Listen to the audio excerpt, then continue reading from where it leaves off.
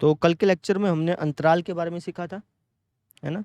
अंतराल क्या होता है, अंतराल का सिंबल कैसा है, ठीक है, और ब्रैकेट्स में क्या क्या अंतर होते हैं, जो छोटी ब्रैकेट होती है, जो बड़ी ब्रैकेट होती है, और जो कर्ली ब्रैकेट होती है, इनमें क्या डिफरेंसेस हैं, इसके बारे में हमने कल के लेक्चर में सीखा था। आज हम आगे बढ़ते हैं। आज हम करेंगे क्वेश्चन नंबर 8वां और क्वेश्चन नंबर 9वां। 8वां प्रश्न और 9वां प्रश्न, ये दोनों प्रश्न करेंगे और इसके कंसेप्ट को सीखेंगे, है ना। आज का जो हमारा टॉपिक है वो है सार्वत्रिक समुच्चय। क्या बोला मैंने? सार्वत्रिक समुच्चय, यूनिवर्सल सेट। ठीक है। अब ये सार्वत्रिक समुच्चय क्या होता है ना, इसका सिंबल क्या होता है, उसको समझते हैं पहले। तो कॉपी पेन निकाल लीजिएगा, जो लिखवाया जाए साथ साथ लिखिएगा। तो पहले तो आप हेडिंग ढालिए। टॉपिक का नाम है सार्वत्रिक समुच्चय,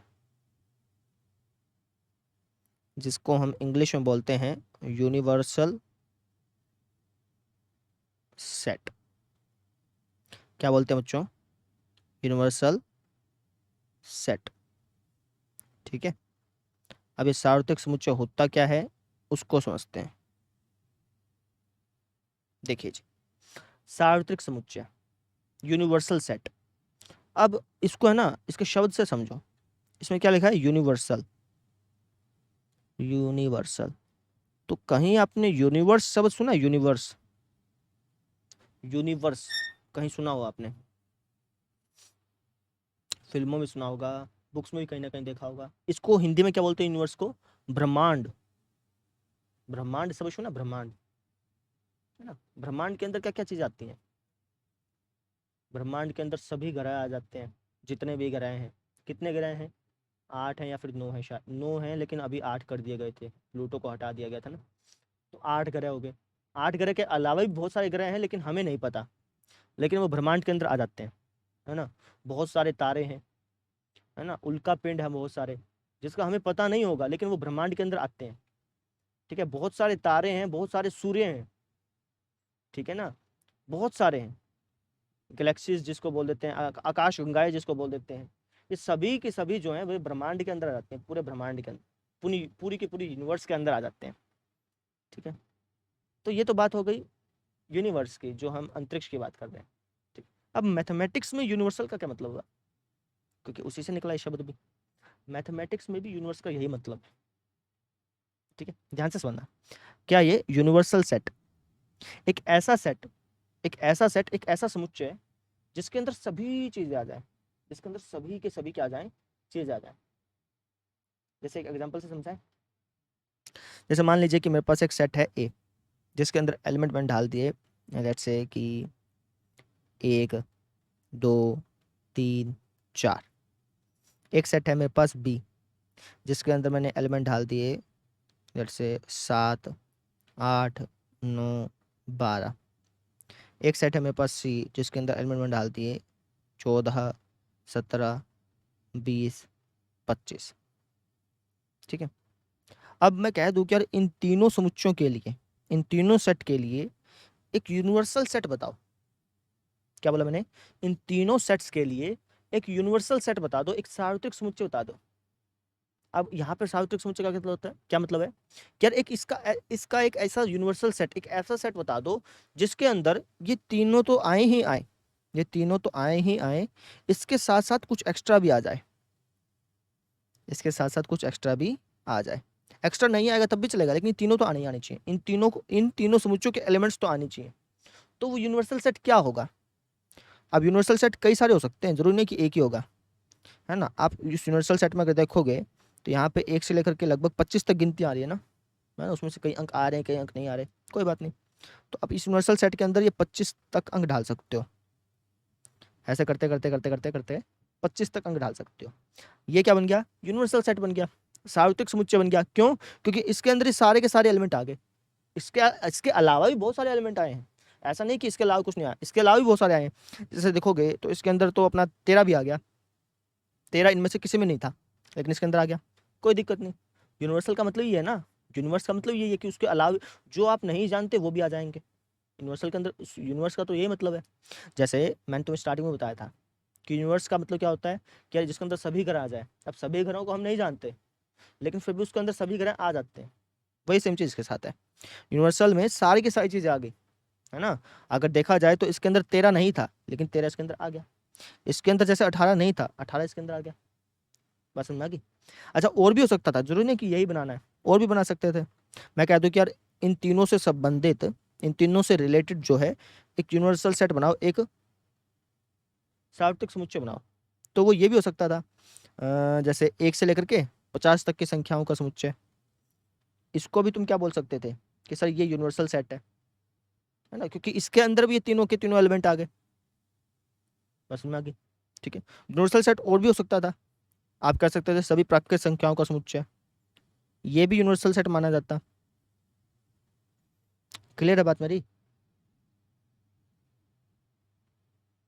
ठीक है ना, क्योंकि उसके अंदर भी ये तीनों के तीनों समुच्चय जो हैं ये आ ही जाते। ठीक है, यूनिवर्सल सेट और भी हो सकता था, क्या? सभी वास्तविक संख्याओं का समुच्चय भी बोल सकते थे तुम, क्योंकि सभी वास्तविक संख्याओं के समुच्चय में, जो सभी वास्तविक संख्याओं का समुच्चय होता, उसके अंदर ही सारे के सारे एलिमेंट आ ही जाते। समझ गए? यानी एक ऐसा समुच्चय, एक ऐसा सेट जिसके अंदर सब कुछ आ जाए, जो क्वेश्चन में आपको दिया है वो तो आए ही आए, उसके अलावा चीजें भी आ जाएं तब भी कोई दिक्कत नहीं। बस समझ में आ गई? अगर मैं सिंपल ये लिख देता, ये भी यूनिवर्सल सेट कहलाता। देखो, अगर मैं सिर्फ इनके इनके एलिमेंट को लिख देता 1 2 3 4 7 8 9 12, तब भी उसको आप यूनिवर्सल सेट कह सकते थे, कोई दिक्कत नहीं आती। बस समझ में आ गई? तो ये होता है बस यूनिवर्सल सेट, सार्थक समुच्चय। ठीक है, अब इससे रिलेटेड मैं आपको क्वेश्चन आंसर्स करा देता हूँ, उसमें आपको ज्यादा अच्छी तरह से समझ में आ जाएगा। ठीक है जी, चलिए आपकी एक्सरसाइज का क्वेश्चन नंबर 8वां देखिए, क्लैरिटी आ जाएगी अभी इससे आपको। देखो क्या बोल रखा है कि यार निम्नलिखित में से प्रत्येक के लिए आप कौन सा सार्वत्रिक समुच्चय प्रस्तावित करेंगे। प्रस्तावित करेंगे मतलब कौन सा सार्वत्रिक समुच्चय आप बतलाएंगे। ठीक है, जैसे देखिए पहला, समकोण त्रिभुजों का समुच्चय। इसके अंदर किसका समुच्चय है, इसके अंदर किसका सेट है? समकोण त्रिभुजों का। यानी इसके अंदर सभी टाइप के समकोण त्रिभुज आ जाते हैं। जितने भी टाइप के समकोण त्रिभुज है ना, चाहे वो छोटा हो बड़ा हो, जितने भी आकार के समकोण त्रिभुज हैं इस समुच्चय के अंदर वो सभी के सभी आ जाते हैं। अब इस समुच्चय का आपको सार्वत्रिक समुच्चय बताना है। इसका क्या बताना है आपको? सार्वत्रिक समुच्चय, यूनिवर्सल सेट। तो क्या हो जाएगा इसका, देखें। यूनिवर्सल सेट को रिप्रेजेंट करते हैं हम यू से, है ना। अब इस यू को इंग्लिश वाले यू से डिफ्रेंशिएट करने के लिए हम यहाँ पे थोड़ा सा ऐसा डंडा सा मार देते हैं ताकि थोड़ा अलग दिखे। ठीक है, तो इसका सार्वत्रिक समुच्चय क्या होगा, बता सकते हो कोई? इसका सार्वत्रिक समुच्चय क्या होगा? एक ऐसा समुच्चय जिसके अंदर ये आ ही जाए, एक ऐसा समुच्चय जिसके अंदर ये सारे के सारे एलिमेंट आ जाएं। सभी त्रिभुजों का समुच्चय लिख दो। नहीं समझे? क्योंकि सभी त्रिभुजों के समुच्चय में जितने भी टाइप के त्रिभुज हैं उनका अगर सेट बनाया जाए, उनका अगर समुच्चय बनाया जाए, तो उस समुच्चय में ये वाला समुच्चय तो आएगा ही आएगा, है कि नहीं?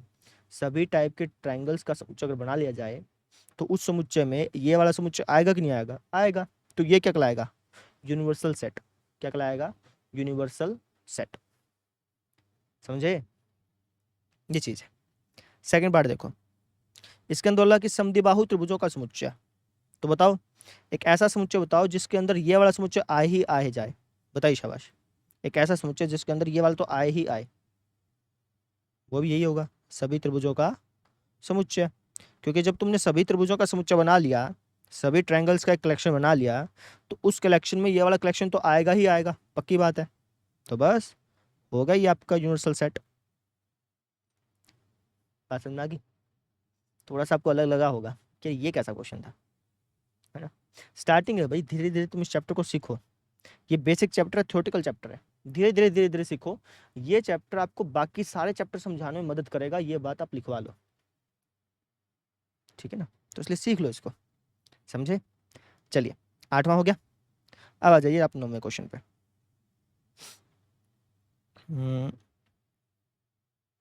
9वां क्वेश्चन,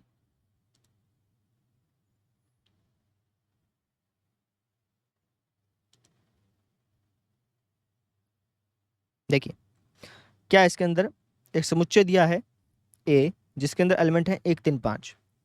एक समुच्चय है बी जिसके अंदर एलिमेंट है 2 4 6। एक समुच्चय है सी जिसके अंदर एलिमेंट है ये 0 2 4 6 8। ठीक है, अब इन तीनों समुच्चय ए बी सी के लिए निम्नलिखित में से कौन सा या फिर कौन से सार्वत्रिक समुच्चय लिए जा सकते हैं। अब इन तीनों समुच्चय के लिए आपको एक सार्वत्रिक समुच्चय लेना है। इन तीनों समुच्चय के लिए आपको एक सार्वत्रिक समुच्चय लेना है। सार्वत्रिक समुच्चय इनमें से कौन सा लोगे, देखते हैं। सार्वत्रिक समुच्चय क्या होता है? एक ऐसा समुच्चय जिसके अंदर ये तीनों तो आए ही आए, इनके अलावा भी आ सकते हैं। ठीक है, अब अगर तुम इस पहले वाले समुच्चय को देखोगे तो इसके अंदर लिखा है 0 1 2 3 4 5 6, है ना। तो यार ये तो समुच्चय सार्वत्रिक समुच्चय नहीं हो सकता। क्यों? क्योंकि यार इसके अंदर तो अपना ये 8 है ही नहीं, जबकि 8 होना चाहिए। ये तो एलिमेंट होना ही चाहिए कम से कम। इसके अलावा हो सकते हैं लेकिन कम से कम ये तो हो, ये तो है ही नहीं। तो पहले वाला सार्वत्रिक समुच्चय नहीं हो सकता। दूसरे वाला देखो, दूसरा है 5। 5 तो पहले ही खाली होता है, तो इसके अंदर तो तीनों ही तीनों नहीं है, तो काटो भाई इसको भी। तीसरा देखो, इसके अंदर लिखा है 0 1 2 3 4 5 6 7 8 9 10। तो अगर तुम देखोगे तो इस समुच्चय के अंदर ये तीनों समुच्चयों के एलिमेंट्स आ गए। हाँ, तो तुम इसको क्या कह सकते हो कि सर ये सार्वत्रिक समुच्चय है। क्या ये सार्वत्रिक समुच्चय? ठीक है, चौथा देखो, इसमें लिखा है 1 2 3 4 5 6 7 8। 0 नहीं है, 0 तो चाहिए, तो ये सार्वत्रिक समुच्चय नहीं हो सकता। समझे? अगर इसके अंदर 0 होता ना तब भी मैं इसको सार्वत्रिक समुच्चय बोल सकता था, कोई दिक्कत नहीं थी। लेकिन इसके अंदर 0 नहीं है, इसलिए मैं इसको सार्वत्रिक समुच्चय नहीं बोलूंगा। बात क्लियर होगी? ठीक है, तो बस थर्ड इसका आंसर हो गया। क्लियर? ठीक है, तो ये था हमारा लास्ट का टॉपिक। मैं आपको एक बार समराइज करा देता हूँ कि इस अभी तक हमने क्या क्या पढ़ लिया। अभी तक सबसे पहले हमने पढ़ा था कि समुच्चय क्या होता है, सेट। समुच्चय कहते किसको है? समुच्चय क्या होता है? कलेक्शन होता है भाई। कोई भी आपके पास वस्तु है, उन सबको आपने इकट्ठा कर लिया और कर्ली ब्रैकेट में थैले में बंद कर दिया, तो क्या हो गया? एक सेट हो गया, एक समुच्चय हो गया, है ना। ये तो हो गई लोकल भाषा की बात। मैथमेटिक्स में सेट किसको बोलते हैं? सुपरिभाषित संग्रह। एक ऐसा संग्रह जो सुपरिभाषित हो, जो सबके लिए क्या हो? सेम हो, है ना। सुपरिभाषित हो, अच्छी तरह से डिफाइन किया गया हो। ठीक है, तो उसको तुम मैथमेटिक्स में क्या बोलोगे? समुच्चय, सेट्स। इसके बाद हमने क्या पढ़ा था? समुच्चय के बाद हमने पढ़ा था कि यार गणित में किस टाइप के समुच्चय को रिप्रेजेंट कैसे करते हैं ना। समुच्चय को रिप्रेजेंट कैसे करते हैं, दर्शाते कैसे हैं, ये हमने पढ़ा था। दो तरीके हैं इसके, कौन कौन से? एक तो है रोस्टर फॉर्म, रोस्टर रूप। दूसरा तरीका कौन सा बताया था, याद है? समुच्चय निर्माण रूप। समुच्चय निर्माण रूप। ठीक है, रोस्टर रूप में तो बस कर्ली ब्रैकेट में बंद कर दिया। समुच्चय निर्माण रूप में एक लाइन लिख दी, है ना। या फिर आप ऐसे कर लो, ऐसे ऐसे करके जब हम लिखते थे तो इसको समुच्चय निर्माण रूप बोलते हैं। उसके बाद हमने क्या पढ़ा कि गणित में कई ऐसे समुच्चय हैं, है ना, जिसको हमने कोई नाम दे रखा है। जैसे नेचुरल नंबर्स का समुच्चय को हमने डार्क एन से रिप्रेजेंट कर रखा है, रियल नंबर के समुच्चय को हमने डार्क आर से रिप्रेजेंट कर रखा है। ये चीज़ें पढ़ी थी। उसके बाद फिर आपकी एक्सरसाइज 1.1 कंप्लीट हो गई थी, है ना। अच्छा जी, फिर आए थे आप 1.2 पे। उसके अंदर हमने 1.1 में एक चीज़ और पढ़ी थी, बिलोंग्स टू के बारे में। ये सिंबल था ना, बिलोंग्स टू, इसके बारे में पढ़ा था। जैसे जैसे मान लो कि एक समुच्चय है ए, जिसके लाइन है 1 2 3 4 5। ठीक है, तो मैं क्या कहूँगा कि 4 जो है ना वो ए में है। 4 उपसमुच्चय है ए का। उपसमुच्चय, उपसमुच्चय नहीं, 4 बिलोंग करता है ए से, है ना। इसके बाद फिर हमने उपसमुच्चय वाली चीज़ पढ़ी। जैसे यहाँ पे 4 बिलोंग करता है ए से, अगर मुझे इसको उपसमुच्चय की तरह लिखना है, अगर मैं 4 के आगे ब्रैकेट लगा दिया, ऐसे करली ब्रैकेट, एलिमेंट के ब्रैकेट लगा दी, तो यहाँ पे ये निशान नहीं लगेगा, ये निशान लगेगा। ये वाली बात पढ़ी थी, है ना। हमने इसके बाद फिर पढ़ा था कि जो फाई होता है वो हर एक समुच्चय का उपसमुच्चय होता है। पढ़ा था ना। जैसे मुझे इसके उपसमुच्चय लिखने हैं तो इसका एक तो उपसमुच्चय फाई होगा ही होगा, एक ये खुद होगा ही होगा। पढ़ा था नहीं पढ़ा था? पढ़ा था, है ना। इसके अलावा भी बहुत सारी चीज़ें पढ़ी होंगी।